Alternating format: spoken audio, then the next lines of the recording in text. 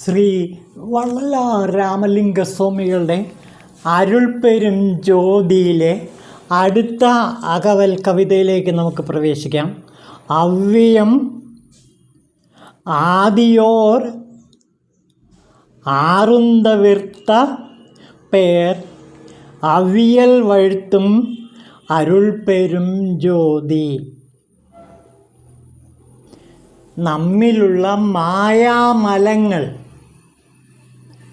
അസൂയ, ആഗ്രഹം, കോപം, മോഹം, ലോഭം, മർക്കടമുഷ്ടി, ലുപ്ത തുടങ്ങിയ 6 മാലിന്യങ്ങൾ നമ്മിലുണ്ട്.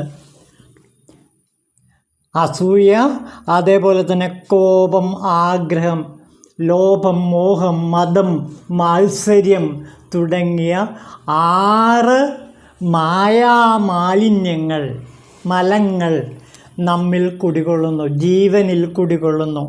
ആ ജീവനിൽ കുടികൊള്ളുന്ന ഈ 6 മായാമലങ്ങളെയും, അതായത് ആണവം എന്ന് പറയുന്ന ആ മലത്തെ പൂർണ്ണമായും ഇല്ലാതാക്കുന്നത് ആദിപരാശക്തിയായ ഭൈരവീ ദേവിയാണ്. അതായത് ആകാരസ്വരൂപിണിയായ ഓംകാര പ്രണവമന്ത്രം, വളരെ നിഗൂഢമായ ശക്തി തത്വത്തെക്കുറിച്ചിട്ടാണ് ഇവിടെ അരുൾപ്പെരും ജ്യോതിയിൽ വള്ളലാർ പെരുമാൻ നമുക്ക് വേണ്ടി കാഴ്ചവെക്കുന്നത്. അതായത് നമ്മിലെല്ലാം ആണവമലം, ജീവനിൽ പ്രധാനമായിട്ടും 3 മലങ്ങളുണ്ട് എന്ന് നേരത്തെ പറയേണ്ടായി. ആണവം, കർമ്മം, മായ. ഈ ആണവമലത്തെ പൂർണ്ണമായും ഇല്ലാതാക്കുന്നത് പ്രണവമന്ത്രമാണ്, അല്ലെങ്കിൽ ഓംകാരമാണ്.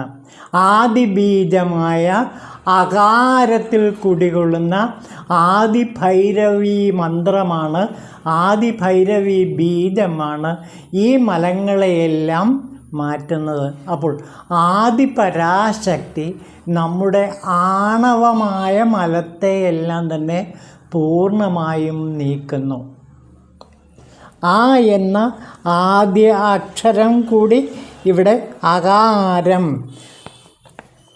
ആണവത്തിലെ ആകാരം, അത് ശക്തിസ്വരൂപിണിയായ ദേവി നമ്മിൽ നിന്ന്, ജീവനിൽ നിന്ന് പൂർണ്ണമായും മാറ്റുന്നു.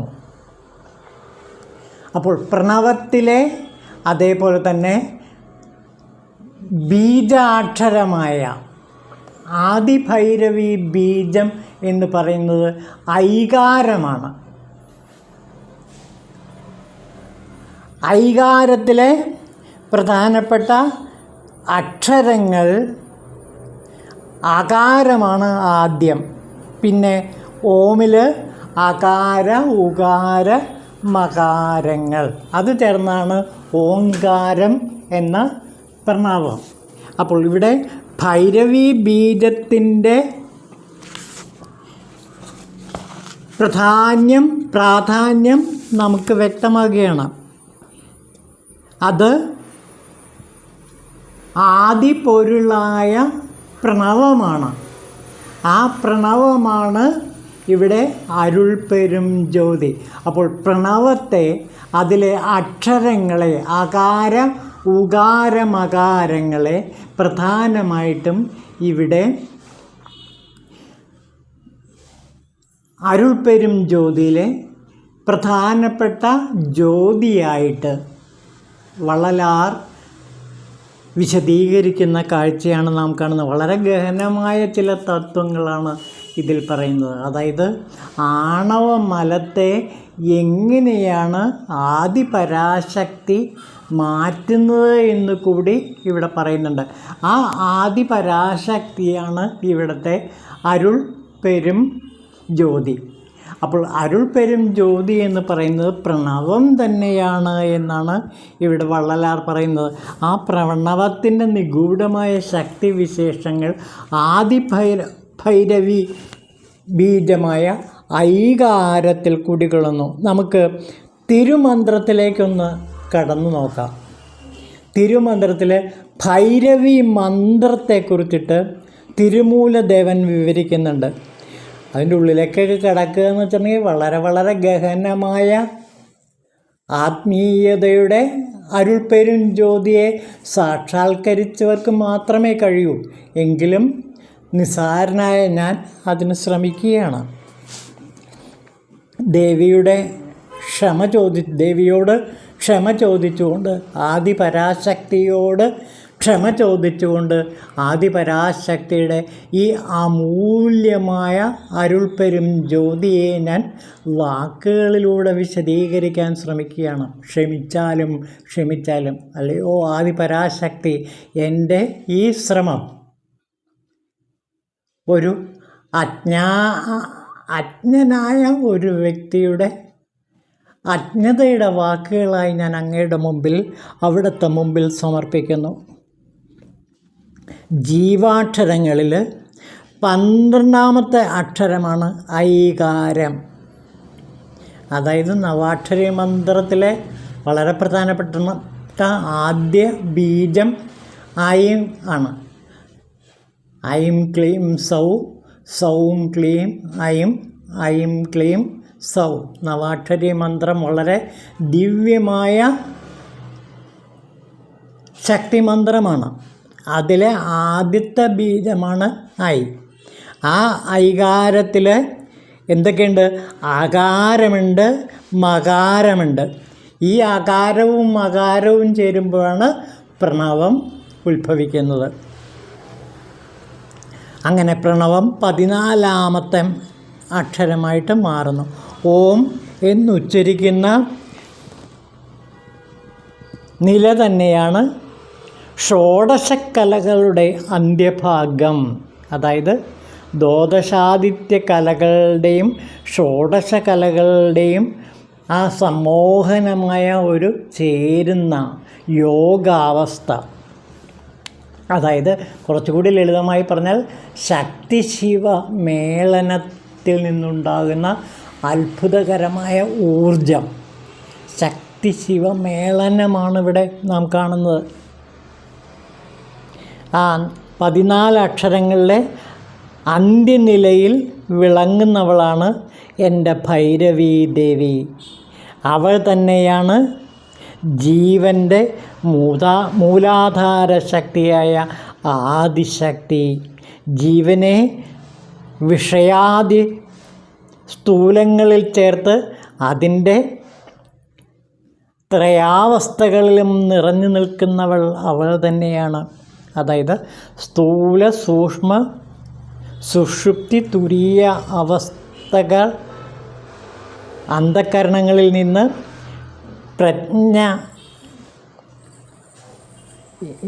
പ്രജ്ഞയെ വളർത്തുന്നതും അവൾ തന്നെയാണ്. പ്രപഞ്ചകാരിണിയും പ്രപഞ്ചനാശിനിയും ഈ ദേവി തന്നെ. ഭൈരവി സേവയുടെ പുണ്യഫലത്താൽ ബ്രഹ്മ വിഷ്ണു സൂര്യ രുദ്രശക്തികൾ ജീവനിൽ അടങ്ങി നിൽക്കും. അവൾ പഞ്ചഭൂതാത്മകമായ തത്വങ്ങളാൽ സ്ഥൂലരൂപം കൊണ്ട് ജനിച്ചു മരിച്ചു നിൽക്കുന്ന ജീവൻ്റെ സ്ഥിതിലയങ്ങളിൽ ചേരുന്നവളല്ല. കാരണം അവൾ ശക്തിയാർന്ന ത്രിപുരാദേവിയുടെ പുണ്യാത്മാക്കളുമായി നിത്യ ബ്രഹ്മാവസ്ഥയിൽ എത്തി നിൽക്കുന്നവളാണ്.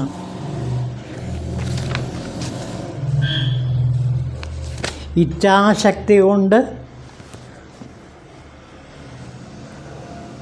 പ്രശോഭിക്കുന്ന പൂങ്കുഴലി കടാക്ഷ കണ്ണുകൊണ്ട് ജീവന്മാരുടെ ഉള്ളിൽ കടന്ന് കന്മഷം കളയുന്ന ഇളം പൂങ്കൊടിയാണവൾ.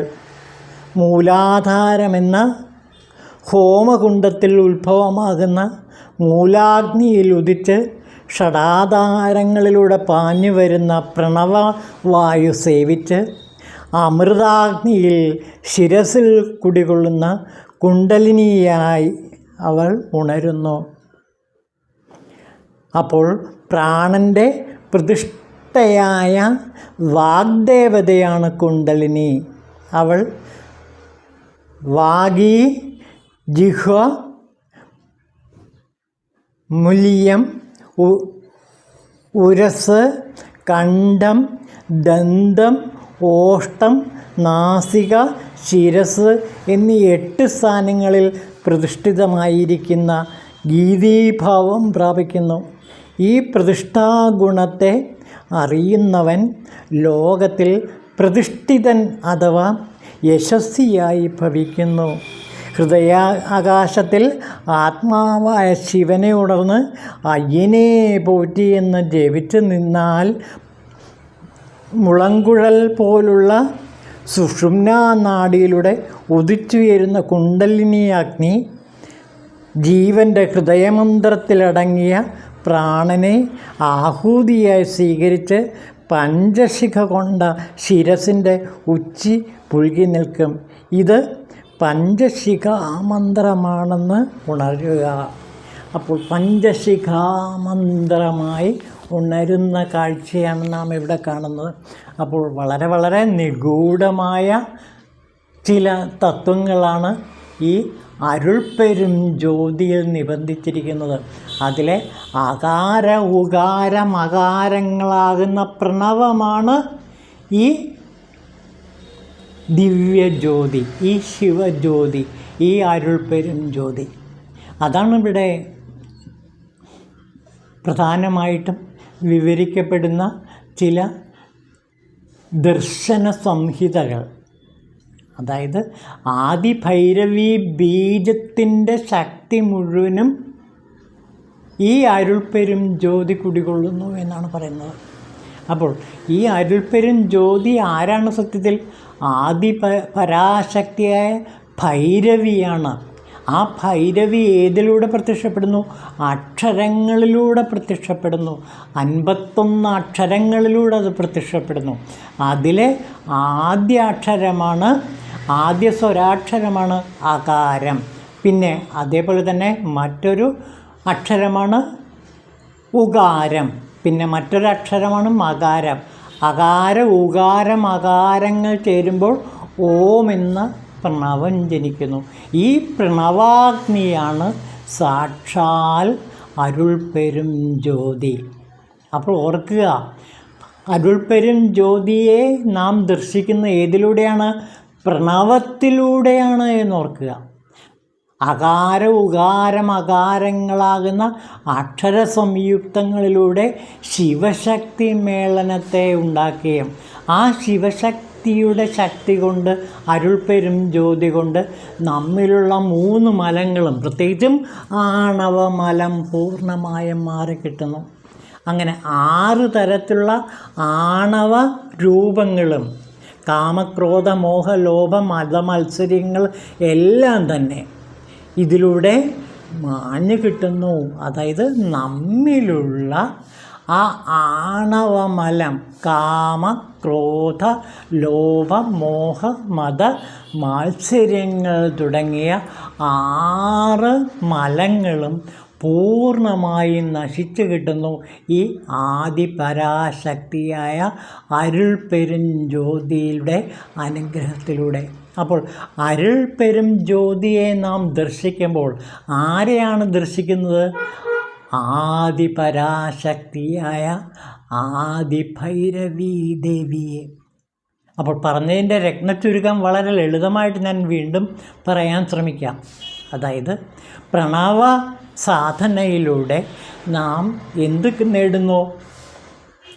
ആദി പൊരുളായ ആ അരുളിനെ നാം അനുഭവിച്ചറിയുന്നു. ആ അരുളെന്താണ്?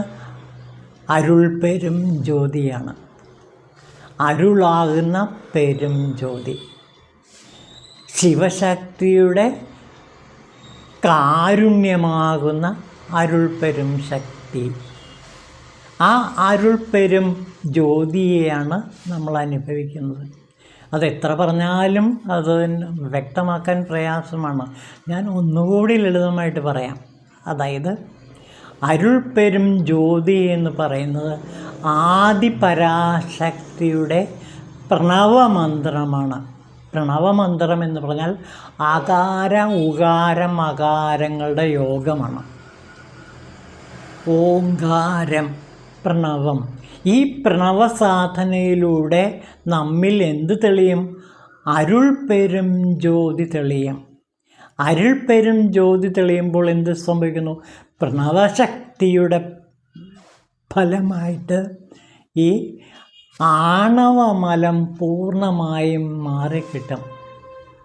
കാമം, ക്രോധം, ലോഭം, മോഹം, മതം, മാത്സര്യം തുടങ്ങിയ വികാരങ്ങളും അതേപോലെ നമ്മുടെ ജന്മവാസനകളായി അടിഞ്ഞുകൂടിയിരിക്കുന്ന എല്ലാ മാലിന്യങ്ങളും അനേകം ജന്മങ്ങളിൽ നാം സ്വരുക്കൂട്ടിയ എല്ലാ ആണവമലങ്ങളും ഇതോടെ മാറിക്കിട്ടും. അപ്പോൾ ഈ മന്ത്രം ശ്രവിക്കുന്നതിലൂടെ, ഓങ്കാര സാധനയിലൂടെ, പ്രണവ സാധനയിലൂടെ നാം എത്തിച്ചേരുന്നത് ആദിപരാശക്തിയുടെ അരുൾപ്പെരും ജ്യോതിയാണ്.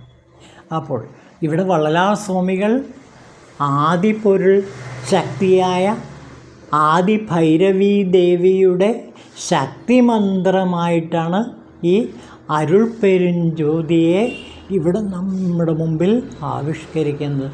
അരുൾപ്പെരും ജ്യോതി, അരുൾപ്പെരും ജ്യോതി, തനിപ്പെരുങ്കരുണൈ അരുൾപ്പെരും ജ്യോതി. ഈ അരുൾപ്പെരും ജ്യോതി നമ്മുടെ ജീവനിലെ എല്ലാ മലങ്ങളെയും പൂർണ്ണമായി മാറ്റിത്തരും. ഓം ശിവായ നമഃ.